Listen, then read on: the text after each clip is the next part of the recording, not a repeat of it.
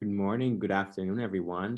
Welcome to Digitalization Enterprise Infrastructure, co-hosting Plug and Play and Moeco.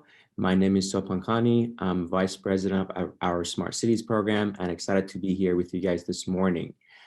So I'll give you guys a quick overview of what we do here in Plug and Play, and I pass it to our friends at Moeco.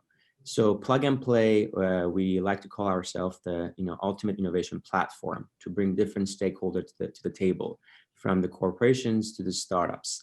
And we have a broad international and global presence. And so if you go to the next slide, there are three things that we do actually at Plug and Play. One is running the accelerator programs or programs in general, with having the diverse, group of startups from seed stage to Series A, Series B, and we run over 60 programs worldwide. And we do have a corporate innovation program that we work with more than 400 corporations worldwide with their innovation team, CTO office, corporate development, anyone who's looking for external innovation to connect them to startups. And also last part is about venture capital. That's where we make money as a company to put money in early stage startups and help them grow and go IPO or get acquired from the bigger corporations. And obviously we have a lot of relationship with VCs as well in this area of the business. As I mentioned in the beginning, you can see we bring different stakeholders to the platform, from mentors, VCs, universities, governments, but obviously the main two group of type of people we bring to the table is one is corporations and the other one is startups. So startups are nimble, they have ideas with like not as much of resources. On the other side, corporations, they're slower to move, but they have a lot of resources and they need to innovate. So by making connection between corporations and startups, we're hoping to like help with the innovation activities and be provide a win-win situation, both for startups and corporations in their activities, basically. So if you go to the next slide, you see again, there are many things that we do. Each group of people who are coming to the platform, they get different benefit. Startups, they get business development, or they might get funding. For the relationship with VCs, if you're a VC and you want to help your portfolio company, there's nothing better than helping them with connection with potential customers and potential corporations, especially if it's B2B space. And obviously a lot of matchmaking, a lot of corporate innovation and session for the corporations to find the next big thing and hopefully not to be the next Nokia of their market by being more innovative and having a closer relationship with the startups and newer trends out there.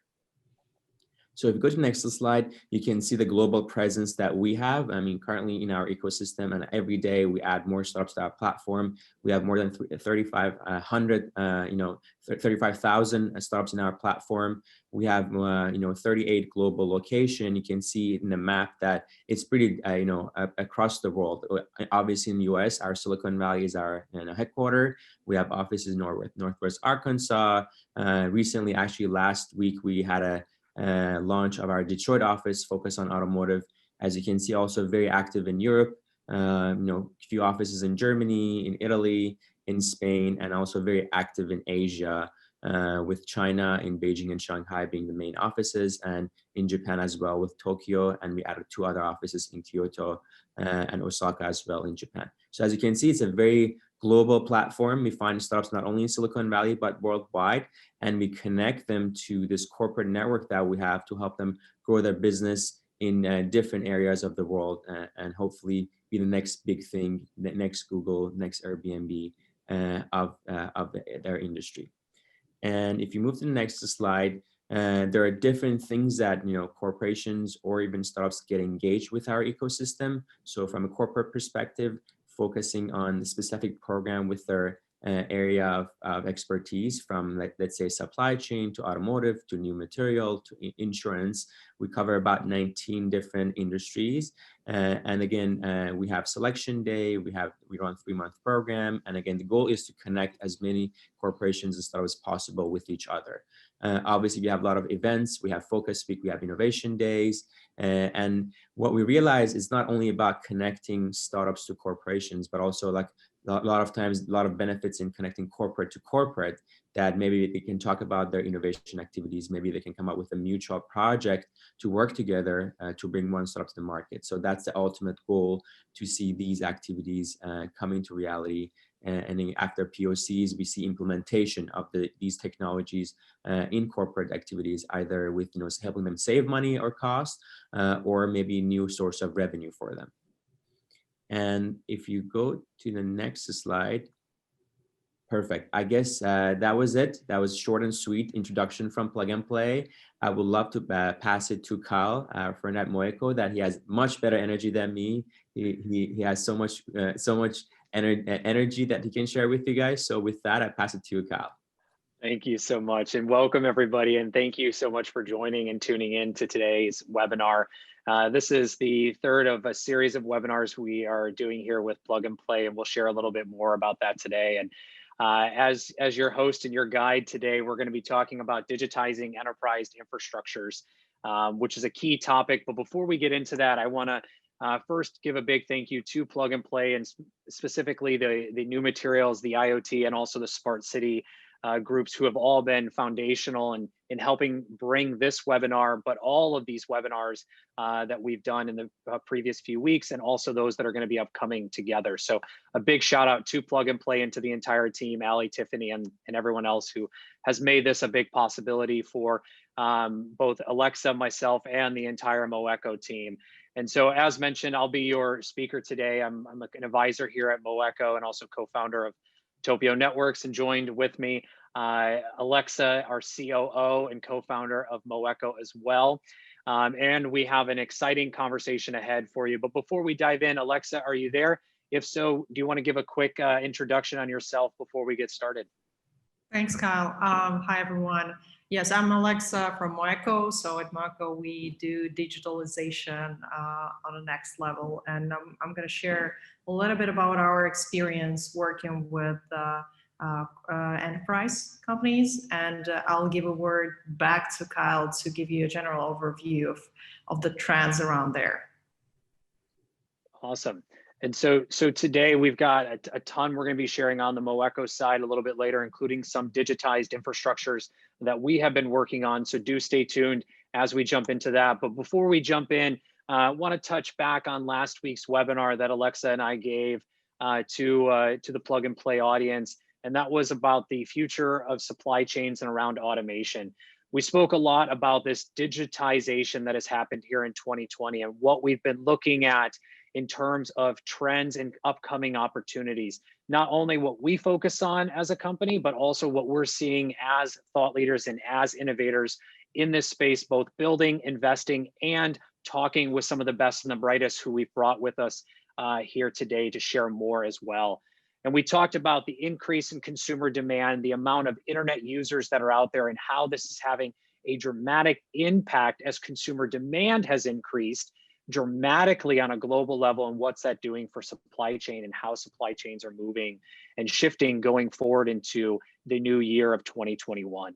These were some of the trends that we spoke about, and along with the convergence of enabling technologies. And just to touch base on the first one that plays a role so heavily in today's topic is supply chains as a service. The idea that supply chains are flexible, they're plug and play, they become on-demand solutions versus what we saw in the past and with traditional supply chains that were very linear and didn't necessarily have the ability to bring outside resources in, have that flexibility of supply chains today and going forward.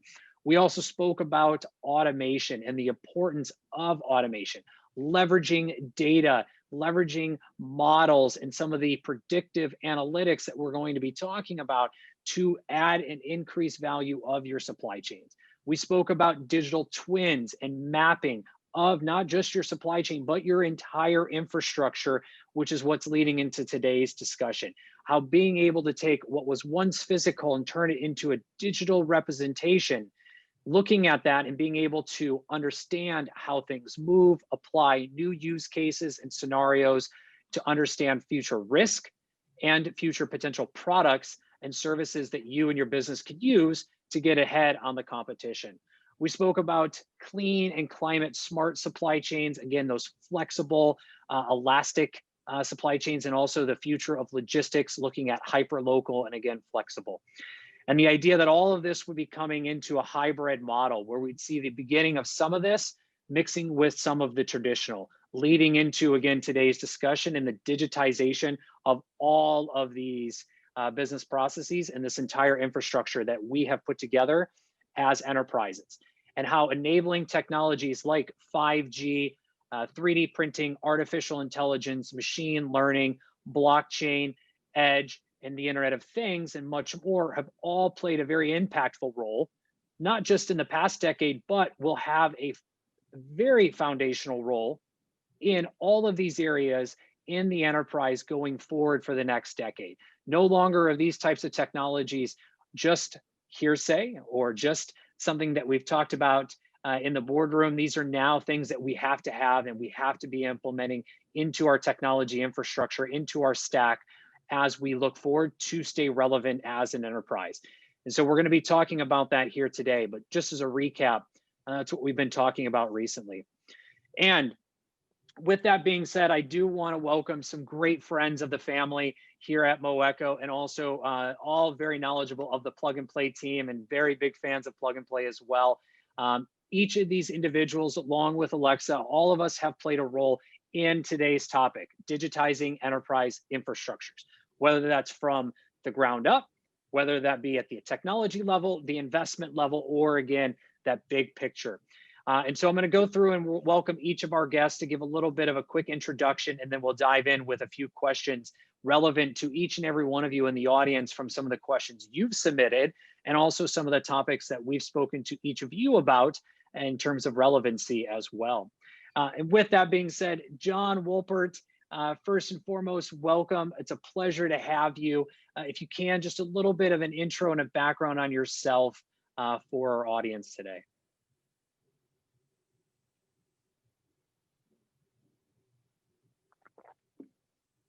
John, we may have you on mute.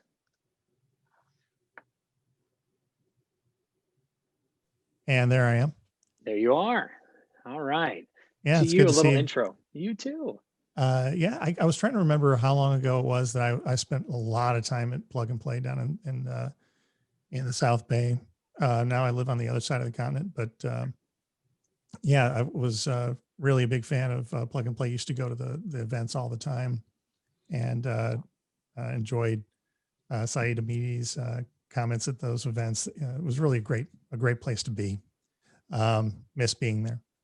I'm the executive in charge of enterprise mainnet at a company called Consensus, which is one of the largest blockchain companies out there, dedicated blockchain companies. My background is a lot of IBM. It was an IBMer 3 times and also a startup CEO 2 or 3 times. And if you're in San Francisco and you see those flywheel cars driving around, those were one of my last projects before I went back to IBM. A 3rd time, got involved with blockchain, and ultimately came over to work with Joe Lubin and Consensus. Started Hyperledger Fabric with a bunch of other folks, and helped co-found that, and am now the co-founder and current chair of the technical steering committee for the baseline protocol, which is, I think we'll talk a lot about today.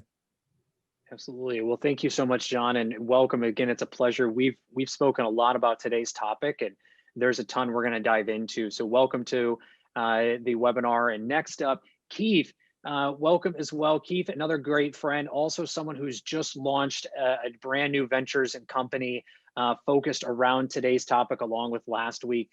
Keith, if you're there, just unmute yourself, and same thing, a little intro and a little background for everybody, please. Great, thanks, Kyle. It's great to be here. Yeah, big fan of Plug and Play. Many companies have passed through there that I've diligenced and always been impressed. So it's a great pleasure to be here today. I've been a VC for 20 years, mostly focused on what we call clean tech, especially in the areas of chemistry and material science. I have a particular passion for the food and agriculture space, as I think there are enormous opportunities there. started my career in venture at Mitsubishi Corporation. Then I became president of BASF Venture Capital America, opening up the Silicon Valley office there. And then Pangea Ventures for 10 years, raising funds 3 and 4 and forming those portfolios. This year, I've moved off on my own and I formed a new company called Upper Stage Ventures, which is focused on supply chain opportunities. It's a hybrid approach between VC and PE, going for what's called lower middle market companies that are $5 to $20 million in sales. Often not really a fit for venture and not yet interesting for mainstream PE. There's an opportunity to go in there and be hands-on, open up the international opportunities that my network is able to afford to these companies and greatly accelerate what they're doing. In addition to that, I have another hat. I am the chairman of the Foresight Clean Tech Accelerator Center, which is the largest clean tech focused accelerator in Canada. We've had almost 500 client companies through our various programs. Wonderful. Thank you so much, Keith. And last but not least, Alex, welcome as well. I know you have not just venture experience, but a lot of experience around the data and machine learning side, as we're going to get into here in just a bit. But if you can, just an intro and a background for everybody as well. Sure. I just want to give a shout out to that extremely tight goatee that's going on in your emoji there on the screen. That thing is wild. No, thanks for having me. Really appreciate it. I don't have as much experience with plug and play recently, although one of our strong partners from the early stages of our venture fund was a plug and play company, Moeco, one of the first enterprise blockchain companies way back in 2016. So I've had some experience with the platform, and obviously, like everybody else, you recognize the expertise and the leadership that they brought to the table.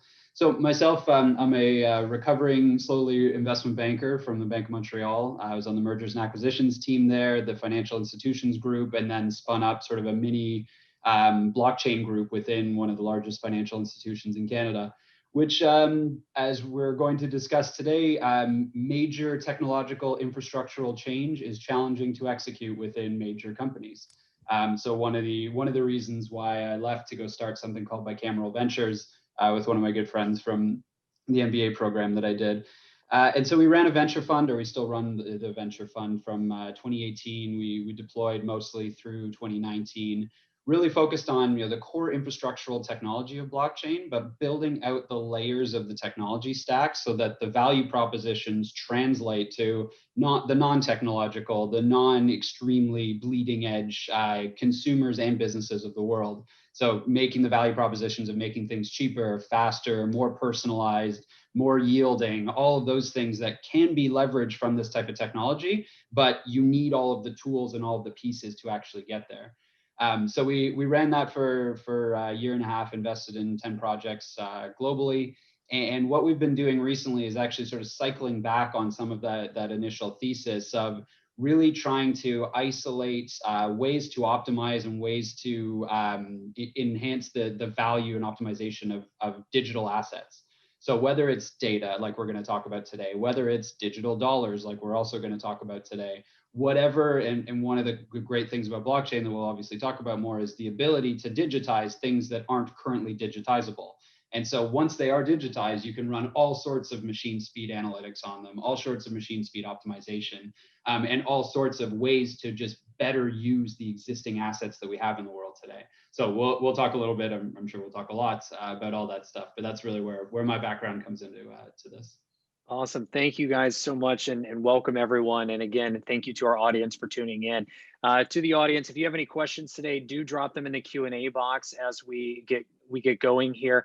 We'll do our best to ask them at the end of the event. If not, we'll be able to connect afterwards as well. So do make sure you drop those in real time. So gentlemen, and also with Alexa here on with us as well before our founder, CEO, Mitt, joins. To all of you, I want to just pose this question. Digitizing infrastructure. First off, digitizing is a very fun, exciting, but kind of big word to take on for many organizations, right? Before it was called digital transformation. Before that, it was just digital. Before that, it was let's bring ourselves into the next wave of technology. But looking at digitizing infrastructures, it can be a real undertaking for many enterprises of any size.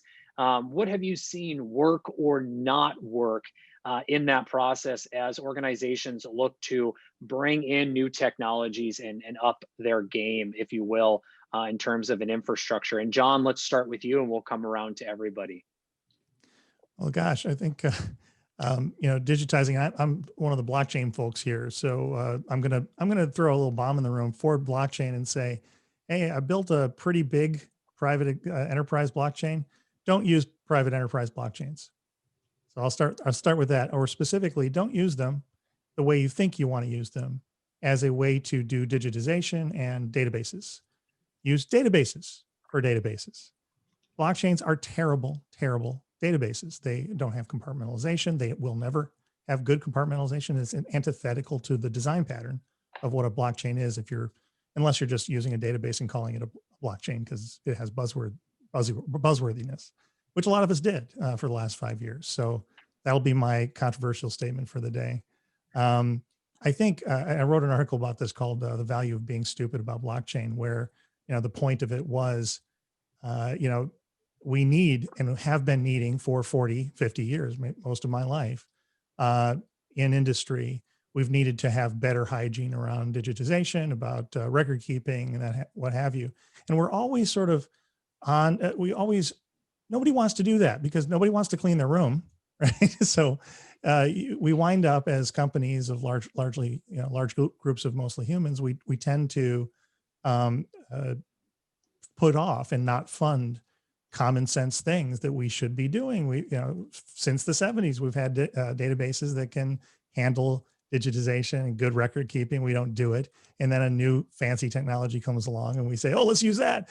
And so that's what happened with blockchain. Most of the argument for blockchain is not actually for blockchain. It's for good data hygiene. And we should be doing that.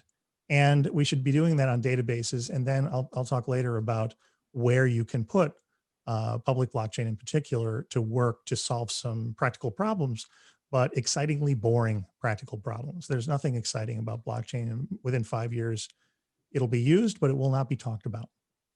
I can see everyone's head shaking, and I'm going to turn it over to Alex because he's got the biggest grin on his face already just to dive into that topic as well. So Alex, same question, but following on to John's point of how exciting data and blockchains are. Yeah, well, and that was actually a nod of agreement. I love the idea of blockchain being buried. That was sort of the thesis of our fund of like, blockchain doesn't matter. The value propositions that can theoretically be realized by whether we want to think about it as a better database.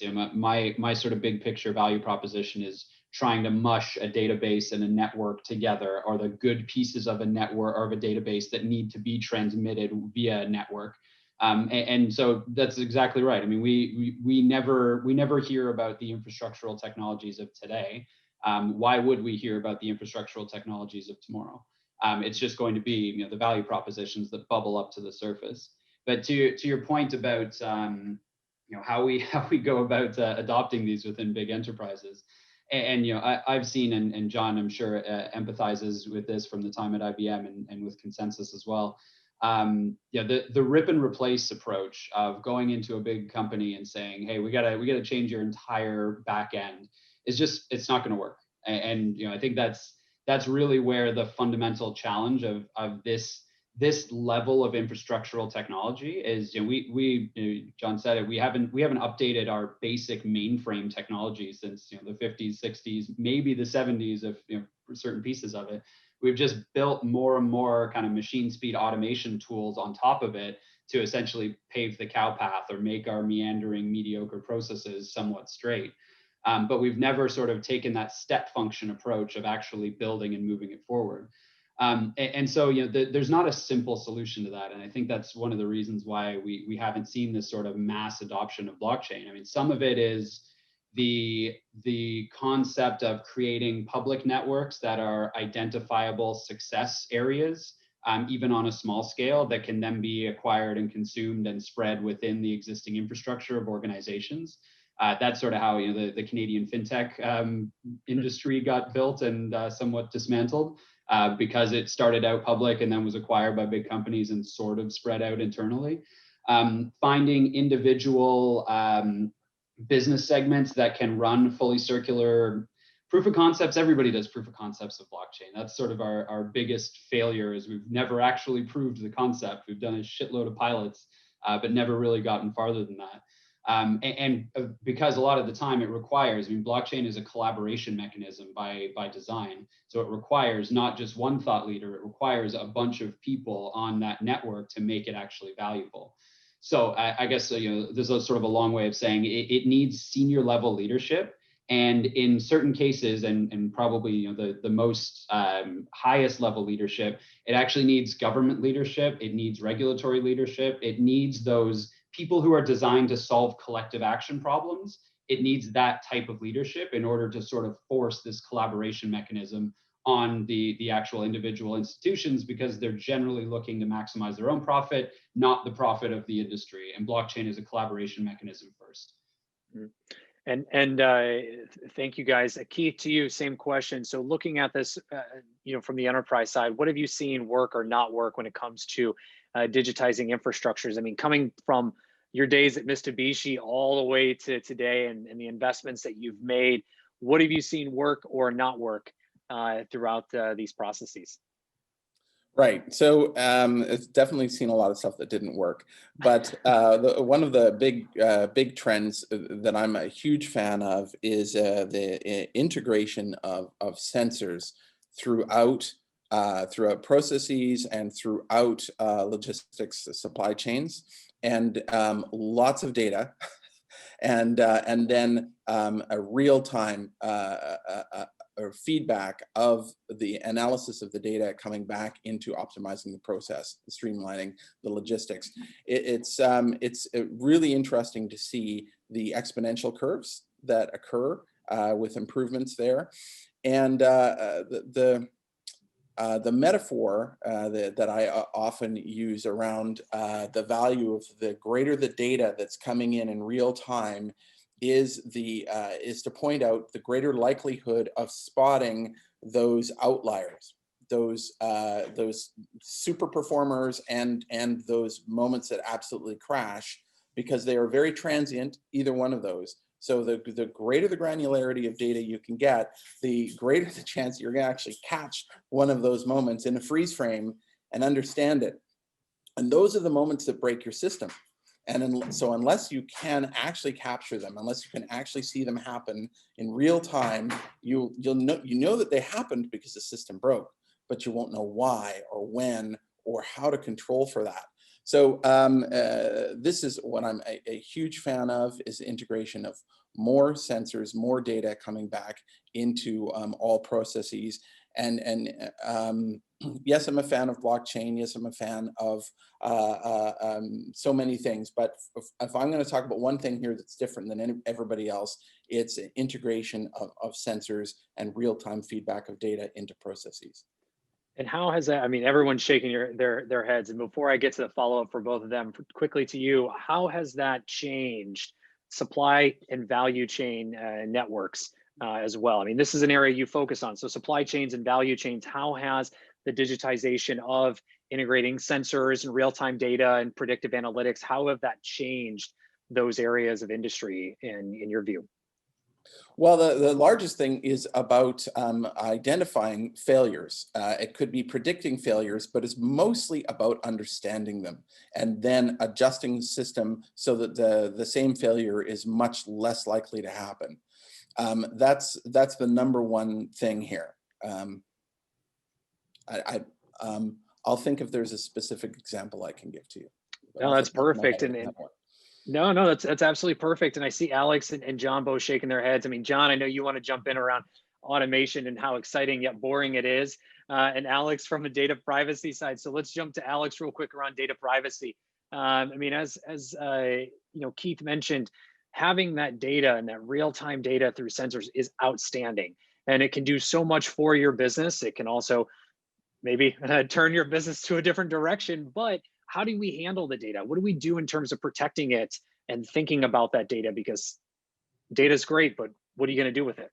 Yeah, no, great question. And So I think the way we've sort of structured our data world today is we don't really have for the financial system, we have our digital dollars that fly around. We have our offline intermediaries that reconcile it all. We have this sort of hacked together way of keeping track of what lives where, who has what assets. It's inefficient. It's mediocre in many ways. We could do it a lot better, but it works. For data, we don't even really have that.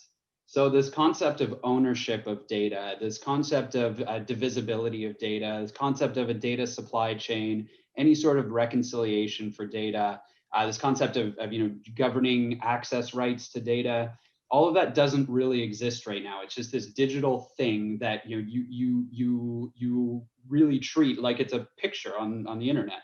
So when we think about the next generation of data and how we actually look at it, I want that to be a digitally unique asset that has a supply chain that's attached to it, that has the ability to have smart contracts, for lack of a better term, that govern access to it, that can be revoked by its initial creator. And most importantly, across all of that, I think, is that sort of enables this idea of a sharing economy of data, where right now we have and within big organizations, the silos are pretty big, and we have great data that shares across. I mean, Google has one of the biggest data repositories in the world.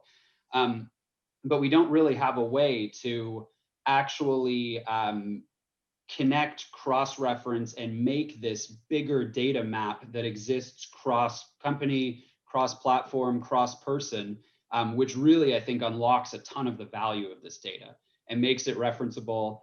So when we talk about privacy, in one way, I'm a privacy advocate in that we have this sort of barter economy right now of all of my data in exchange for a free platform, which I don't think works in the longer run. But in another way, I'm a very open data transparency advocate as well. So I'm all in on generating more and more reams of data through sensors. I think that's an absolutely fantastic way to digitize these supply chains and to optimize, to learn from failures. That's a fantastic point, Keith. I think we need to be creating the infrastructure so that we can turn those pieces of data into assets that actually have their own ecosystem, their own economy, and their own referenceability and their own optimization. I mean, that is an asset that you have generated, and you should be able to monetize that within your own system, but also within the broader collective collaborative ecosystem. So I'm all about creating data supply chains is where I'll leave it. And I see, thank you, Alex. I see John shaking his head, and John, anything to add on that, but also from an automation standpoint, business automation is exciting yet boring, as you put it. Anything to add on, Alex? And then tell us a little bit more about what that means and how enterprises should be thinking about automating some of their business processes. Well, yeah, after 5 years of blockchain hype, I think boring is the new exciting. And from a boring perspective, I just want to be sure that the purchase order record that I have in my SAP system is verifiably identical to the purchase order you got from me that's sitting in your Oracle system. And I don't mean oracles, I mean Oracle as in Larry Ellison Oracle. And that's it, right? I want my regulator to maybe have that as well and verifiably identical. And if we disagree about that data because we changed it somewhere, we know who's right. That's really it. And you can do that in a couple of ways. One, the way we've been doing it for the last 5 years around blockchain has been, let's have a single source of truth. That was wrong. I know, and I can say it was wrong because it was partly my idea, right? So I was involved in that idea. And single source of truth was a naive way of looking at this. Single source of truth means you have a giant digital nudist colony. Even if you encrypt things, eventually, any good CISO will tell you encryption just means, is a question mark about how long it will take to have your data out in the open by people. So encryption is not good enough. You also have to have restriction of access to the bits. You need access controls. Blockchains are terrible at access controls. It's not what they do. So don't put data on them. And where you want, it would be nice to have track and trace where you can have a giant honeypot of all the data of a supply chain. But once we start sobering up and companies start to realize that they've just put their internal records into a giant threat surface where administrators from other companies they do not control now are going to give them all a bad day when one of them gets hacked by Mr. Robot, and you have a data breach that likes of which you've never seen, like the entire, like if you have all of your stuff on a food safety network, that's a good place that I would want to go hacking. And all I have to do is hack one node, one company's node. Terrible idea, right? So I just want, instead, I want to have my data. I want you to have your data. And on a record by record basis, I want to know that the records we share, and just those records, right? I don't want to make my system primary to you or your system primary to me, or set up another silo of, an integration bus like MQ or something. I just want those records that we have in common to be verifiably identical and to be able to prove it. That's where blockchain is useful, because then you can say, we can use it as a ordering and hash management service. And a public one is always on, tamper resistant, and can't lock you out of valid operations. So that's a nice little set of features for effectively what you might call the stateful internet. You say, oh, my state is kept in my database, but I can maintain synchronicity with your database on a record by record basis with full compartmentalization and at atomic level awareness, right? We could be in a 25-step supply chain workflow, and you may only know about steps 2, 3, and 6, and you don't even know that there's a step 7. You don't even know about my contract with my wholesaler. You don't even know I have a relationship with them. All you know is that you're delivering the goods and that you're going to dead drop your delivery date back on the system so that I can generate my invoice to my buyer. You don't need to know anything about me or my buyer, but I do need that date. So what do we need? We need a bulletin board. We need a bus. And you might see my magic bus above me a little bit. So I think of the blockchain or the public blockchain or something like Ethereum as the magic bus for system integration. That's a great point. And with that, I mean, you're bringing up some of this convergence that we teased in previous webinars and also today.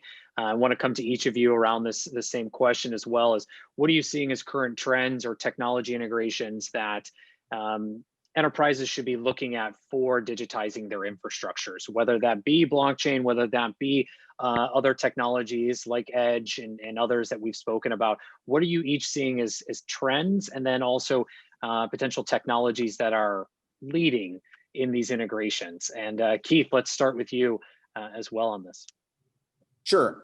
Thank you. Yeah, definitely seeing blockchain as a trend. I will sort of pipe up as a clean tech investor that one of the issues I always have with blockchain is around energy consumption. So that's something where we've got to make some improvements for sure. There's a lot of carbon emissions associated with blockchain. That's going away. Yeah. Yes, it is. Absolutely. There's work being done there, but we can't stop that work. So absolutely seeing that. I mean, one of the biggest trend of 2020 that we've seen here are the surprising failures in the system. And, John referred to it there. You don't have perfect transparency into who is supplying whom and who's dependent on that. I talked about this on one of our talks earlier, Kyle, where you would have a secondary supply. When a primary supplier was shut down during COVID lockdown, you would often find the secondary supplier also shut down because they were receiving the raw materials from the same supplier that was providing to party number one. This is the big trend of 2020, is that the end customer, the integrator who's making the final product that goes to the consumer, is screaming for transparency right through the value chain to make sure that these kind of things that happened in the spring of 2020 do not occur again. Hey Keith, I'm breaking protocol here, but I'm dying to ask a question about that. I mean, I was talking to the food safety network heads, and we built that thing around the IBM Fabric or IBM blockchain, and they said transparency a lot. They're like, transparency. And I'm like, do you really want transparency? Do you want everybody to be able to know where all of our food is? Because you work with the DHS. Do they want that? And of course they don't. Nobody actually wants transparency. What they want is for counterparties who are supposed to know what they need to know that, and at specific times under specific controls. And so how do you balance the two, transparency with the need for you not to walk around with your data out in Burning Man. Yeah, absolutely. That's a great point. I think that this is a place where you can have a blockchain-driven solution playing an important role, where there is some sort of where there is transparency that is available to a kind of watchdog certification that then gives a certification or green light. But why not do that on Mongo or any other SaaS-based system where you can actually have good control over who sees what when? I don't see why you couldn't do that. Which is a good point towards you, John, in terms of trends and opportunities of technology looking ahead here in the next year for organizations looking to digitize their infrastructure. And then we'll come to Alex here before we get one more introduction in. Oh, well, I'll make mine short given I took up some time there. Yeah, I think there's an open source, open standard that's evolving called Baseline Protocol. You can go to baseline-protocol.org. And it's not a platform. It's not a chain, a coin, a token, or any of those things. Not even a product or a platform. It's simply a standard way for products like SAP, Oracle, Dynamics, Salesforce, Dell Boomi, MuleSoft, other kinds of things like that, and also systems like Splunk and others, to be able to maintain continuity and consistency of record keeping across different systems of record, traditional ones, because those are really the ones we should be using. Using the public blockchain as a common frame of reference rather than a single source of truth. The standards are being managed by the OASIS, the venerable standards body OASIS, and everybody here should get involved. Awesome. It's just a big, giant volunteer effort. Kyle's been involved. I've been involved. And I'll yield the rest of my time to Alex. Wonderful. Alex, to you. Same question. Sure. A couple of things. One, just to build on one of John's points from before about common frame of reference, and I like that. I like that terminology for looking at blockchain. For sort of edge production or last mile production, 3D printing, one of the biggest challenges for why that hasn't taken off so far is standards. And you when you cede control of manufacturing to an external party, then you cannot validate that what you have sent them as your standards is what has actually gone through the edge computing or the edge production device. Whereas with a common frame of reference to validate what was produced by this machine is what I sent, then that is another excellent use of blockchain. So when we're looking at the aviation industry and where standards are not just a nice to have, but an absolute critical to have, then that type of common frame of reference is extremely useful. Yeah, just pop a proof or a hash onto the blockchain. Nobody knows what it is, but you can prove that the data that you have, if you have it, is correct. Yeah, exactly. The other piece that we're seeing, and sort of in its infancy, and there's a lot of kind of hype around it, and some good, some bad, is this concept of yield as a service or asset optimization. And so there's certain decentralized platforms, so you may have heard of Compound, things like that, that you can in real time fling assets over, earn a yield on on a block by block basis, and then recover them in real time whenever you need them. Similar to a sort of a cash sweep for a repo market overnight within large corporations, but on a much shorter time frame, and currently at least at a much higher yield. So there's this, and it's sort of in its infancy. I mean, one of the products we're working on now is to do that with fiats on a more manual basis, but to sort of start building those equivalencies out. But just the idea of there shouldn't be any dead assets. When we automate, when we optimize, when we make everything circular, when we rehypothecate, the value of every asset should go up. And that's a huge part of optimization and automation. So just thinking broader about, okay, well, when do I have dead assets? When do I have downtime? How can I use those in a different way? And some of those yield generating financial platforms are interesting pieces of technology to look into, and happy to talk with anybody about that. Yeah, and real quick, we actually spoke a little bit about this. Alexa and I did on our last webinar around, again, the future of supply chains and automation, looking at distributed storage and distributed computing and how that plays a role with all of this real-time data that's being gathered from the sensors that we're putting into the field. So you're absolutely right. All three of you are touching on great points. Real quick, last piece of advice that you would give to any of our enterprise executives that are listening today that they should be aware of. when looking at digitizing their infrastructure. Just one quick, super quick piece of advice as we're going to transition here and welcome another guest in just a moment. So Alex, super quick piece of advice and then a shout out where everyone can find you online as well. Sure. I'll focus on blockchain. Just find one thing that resonates with you and pull on that thread. Because it's such a weird, complicated industry. There's so many pieces to it. There's complexity, there's simplicity, there's value, there's hype, there's noise. Just find one thing that resonates with you and pull on it a little bit, because it's worth the exploration. You can find me at bicameralventures.com is our website. LinkedIn's probably the best to find me personally, Alex McDougall. I'm also on Twitter at alexm_bicameral. Wonderful. Thank you, John. Super. Go ahead. Sorry. Thank you, Alex. Sorry about that. Internet delays, the joys of virtual events. John, super quick piece of advice, one piece of advice, and where can everyone find you online? And then Keith will come to you and transition to our next special guest. Yeah, fund good hygiene and good digitization, good security. Do what you should have been doing for the last 40 years. And don't wait for fancy buzzwords to open up those budgets. Do them now. I've actually had a company, a couple of them say, oh, we're not really doing blockchain, but we're calling it blockchain so the boss will actually fund it.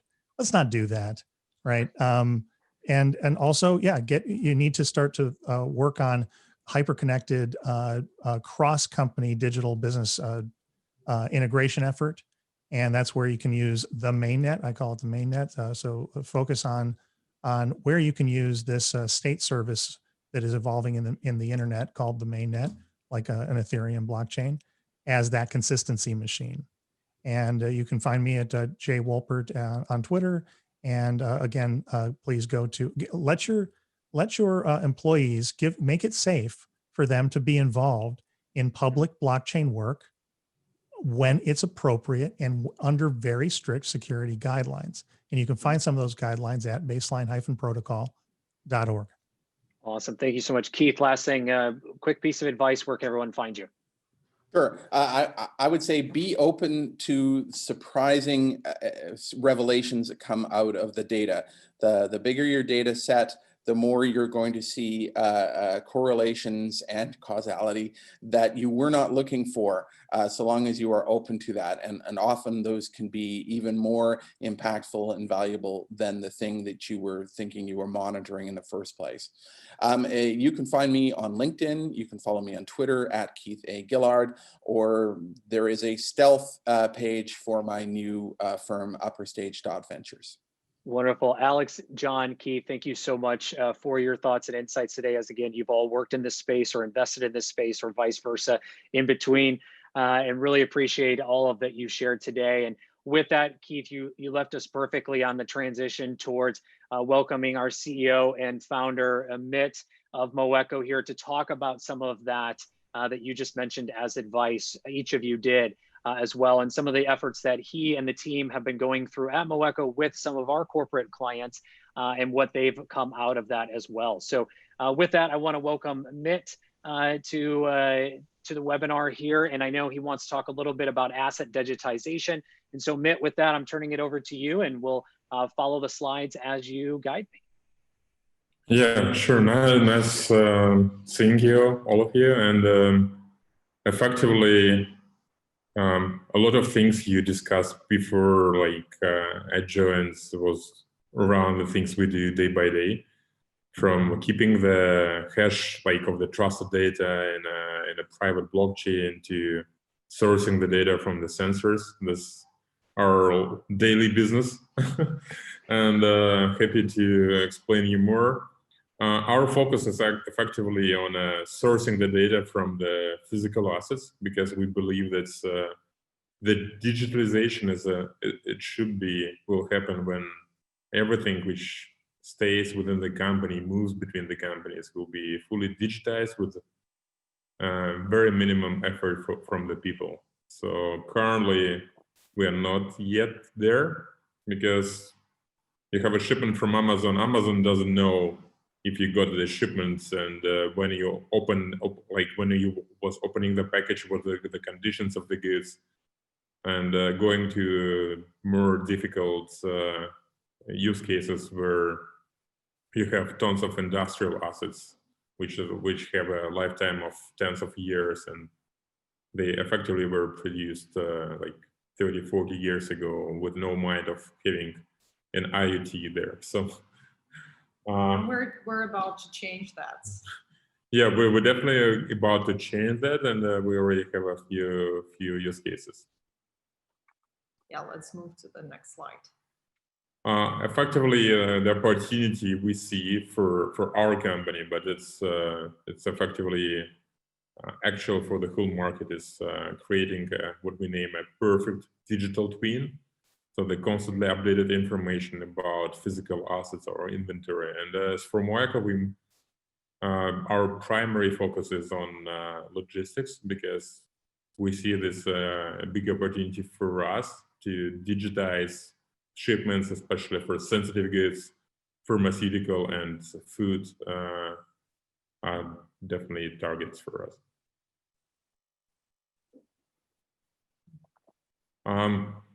We have a few things we digitizing for our clients. We have a solution for logistics where we create a perfect digital twin for every single shipment and providing conditions monitoring, location tracking. And we do this kind of innovative way. Smart inventory, it's all about keeping the inventory up to date, also having this extensive information about what's going on with an inventory once you're moving it, and smart industrial, like smart factory, is all about digitizing the assets which stays within the factory. So all three lines are currently present, like we're like up and running. We have a clients for each of those. And, we're going to share some experience and use case for one of the clients we do here at Moeco. Next slide. So effectively, the use case we want to explain here is all about the inventory probably you don't expect. So there's one of the clients from oil and gas industry, and the issue that's they have tons of the inventory, from unconnected equipment to the iron pipe inventory, and currently the conditions monitoring of this equipment consists of like a lot of human effort. So people writing down how many hours the equipment was working, where it's located. Every time they start the operations on a field, they require people go and check every single piece of the equipment if it's still can continue the business or need to be maintained. And so they have a daily efforts of hundreds of hours of the employees just checking the status of the equipment. And with our solution, they're going to change this completely. So the use case is all about checking effectively the status of iron pipes on a oil extraction site, and with the effort to not only to make a automated inventory management, but also to do the better maintenance. So we change the maintenance schedule from calendar-based to use-based model. So for every single piece of the iron pipe inventory, we count not only the location, but also how many hours it was working, so the company can optimize the maintenance schedule and effectively save millions of US dollars annually, just by doing that. Besides this, we reduce the human effort for checking the inventory status, also saving hundreds of hours each month just on that. Here in this use case, we focus on utilization efficiency, and that could be done with every single asset, but it makes a lot of sense for high-tire expensive assets for companies like oil and gas sector, for example. Next slide. So yeah, and the example we take for this study is iron pipes, and it could be applicable for any type of more expensive equipment, but even on a simple iron pipe inventory, it already makes sense to fully digitize the conditions of the assets, and with a focus on, as Alexa mentioned, on utilization profile. So the companies can use like reduced amount of an inventory for the same type of operations using our solution. They save hundreds of human hours because it's currently, with our solution, the status of the inventory is being automatically checked by the system online and in real time. And they also save millions of US dollars by optimizing the maintenance schedule from calendar-based, like doing a service every hour, every year, to making a service every 500 work hours. The inventory wasn't used, so the inventory was like lying on the side. Doesn't need maintenance that often. And also, I was nodding my head when Keith was sharing his vision about the importance of the real-time data flow from the asset digitalization. So we could better manage the equipment and inventory when we have the real-time data from those assets. Next slide. This is one of the examples of how the digital picture of the infrastructure looks like. So we see how many iron pipes are in use and what is the state of those assets. Yeah, effectively fully digitizing the things previously were collected manually by employees. And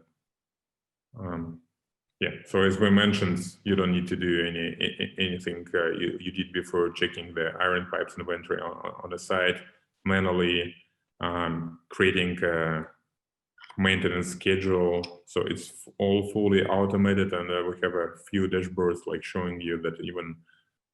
So on the next slide, you can see the dashboard for maintenance, and can check this by each type of the inventory. You can group them. You can create a report how many new pipes you need on a well site, because you have, for example, like 40 of them will go to the maintenance next week.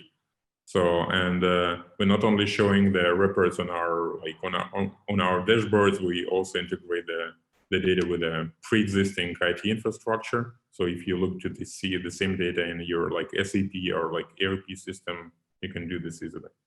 Yeah, we just wanted to share some of the real experiences we have with you and with all of the audience of Plug and Play who has joined today. Thank you so much. I'm going to give a word back to Kyle to close the notes and announce our further program of webinars.